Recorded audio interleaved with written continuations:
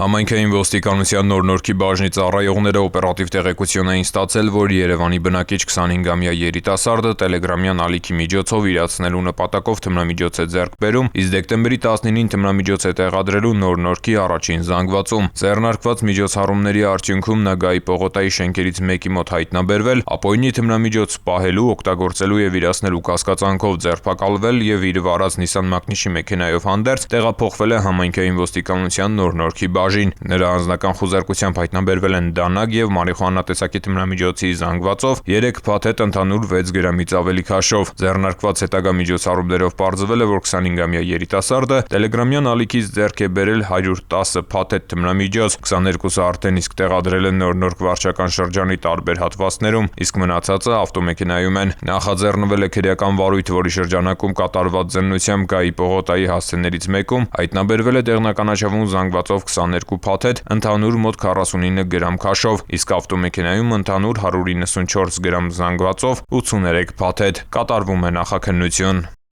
Ծանուցում ենթադրյալ հանցանքի մեջ կասկածվողը կամ մեղադրվողը համարվում է անմեղ, քանի դեռ նրա մեղավորությունը ապացուցված չէ Հայաստանի Հանրապետության քրեական դատավարության օրենսգրքով սահմանված կարգով, դատարանի օրինական ուժի մեջ մտած դատավճռով։